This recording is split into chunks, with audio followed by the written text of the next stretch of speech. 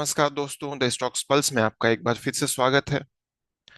तो जैसा कि हम सेल के चार्ट को जब एनालिसिस कर रहे थे तो हमने आपको वहां दिखाया था कि मार्च या अप्रैल या मई का जो टाइम था उसके बाद मैक्सिमम या लगभग सारे मेटल सेक्टर के स्टॉक्स करेक्शन में चले गए थे। पूरा सेक्टर ही करेक्शन में लगभग चला गया था। तो इसलिए आप हिंदुस्तान जिंक के चार्ट को देख रहे हैं, क्योंकि ये भी एक मेटल सेक्टर का स्टॉक है और ये भी सबका सारे मेटल शेयर्स के साथ हाथ में हाथ मिलाता हुआ ये भी करेक्शन में चला गया था।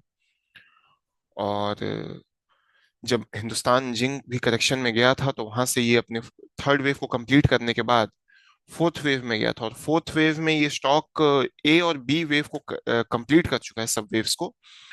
और सी सब वेव को या फिर तो कंप्लीट कर चुका है या करने वाला है। माइनर डिप हो सकता है हमें देखने को मिलेगा। हम यहाँ से हम कंफर्मेशन नहीं कह सकते कि यहीं से रिवर्सल आएगा, लेकिन 15-20 पॉइंट अप डाउन यहाँ से हमें देखने को मिल सकता है, माइनर डिप। तो हम यहाँ ये मान के चल रहे हैं कि अगर यहाँ से रिवर्सल आता है, और यहाँ से ये रिवर्सल हम इसलिए मान रहे हैं क्योंकि आरएसआई में भी हमें डाइवर्जेंस देखने को मिल रहा है। ठीक है, अगर डिप आती है तो भी ठीक है, और नहीं तो अगर यहाँ से भी रिवर्सल आता है तो अपने जो फिफ्थ वेव का जब इम्पल्स ये स्टॉक बनाएगा, फिफ्थ वेव में जाएगा इस इम्पल्स के, तो उसमें भी 5 सब वेव्स बनेंगी। और उस दौरान उन 5 सब वेव्स को बनाते समय ये स्टॉक जो है, हो सकता है आने वाले समय में 0.382 का जो लेवल है वहां का टारगेट देगा, जो कि 574 रुपीज के आसपास आता है। और जब 0.382 के लेवल को सस्टेन करने के बाद जब 0.618 के टारगेट को अगर भविष्य में यह स्टॉक देता है, तो उस समय हमें यह शेयर 663 रुपीज के आसपास ट्रेड करता हुआ नजर आएगा। और जब उस लेवल को भी सस्टेन करने के बाद जब करेक्शन खत्म कर लेगा फोर्थ वेव का, और इम्पल्स का जब कंफर्मेशन हमें मिलेगा, उस समय यह शेयर हमें 1.272 का भविष्य में टारगेट दे सकता है। और जब यह उस टारगेट को देगा 127% का, तो हमें 909 रुपीज का एक प्राइस होगा जिस पे यह शेयर ट्रेड करता हुआ दिखेगा। और आप जनरली वीडियोस में देखे होंगे कि हम ये कहते हैं कि 127% का रिट्रेसमेंट ये स्टॉक मींस टारगेट दे सकता है। ऐसा इसलिए होता है क्योंकि जो फिफ्थ वेव होती है उसमें जो फोर्थ वेव के रिट्रेसमेंट का 127% कोई भी स्टॉक मिनिमम जो है टारगेट देता है। इसलिए हम इसे एक मिनिमम टारगेट के तौर पे कंसीडर करने की कोशिश करते हैं कि अगर यहाँ तक स्टॉक आ गया है तो 127% भी हमें भविष्य में देखने को मिल सकता है। अगर यहाँ पर हम रिटर्न की बात करें कि जिस प्राइस पे आज यह ट्रेड कर रहा है 434 पे, तो यहाँ से यह कितना रिटर्न देगा।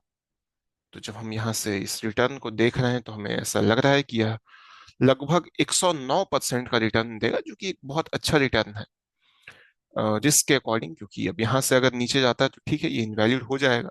अगर फोर्थ वेव जो 0.5 का रिट्रेसमेंट होता है वेव थ्री का, अगर उससे नीचे जाता है तो हो सकता है इनवैलिड हो जाए, लेकिन वहां पे एग्जिट किया जा सकता है। लेकिन इस बात की संभावना ज्यादा है कि अगर यहाँ से रिवर्सल लेगा तो 109% का रिटर्न देगा, जो कि 909 रुपीज का टारगेट देखने को मिल सकता है।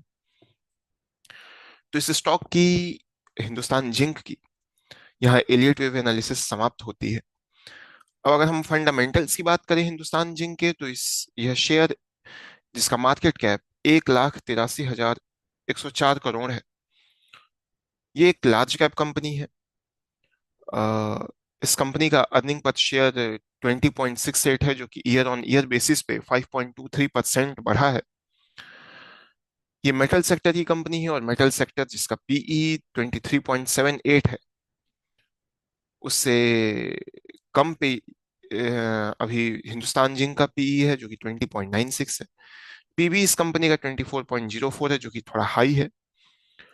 डिविडेंड यील्ड, ये कंपनी का कोई डिविडेंड भी देती है और जिसका डिविडेंड यील्ड 3 है। इस शेयर का फेस वैल्यू 2 है। बीटा इसका 0.87 है, जो कि लगभग इसे स्टेबल बनाता है, आप देख भी रहे हैं।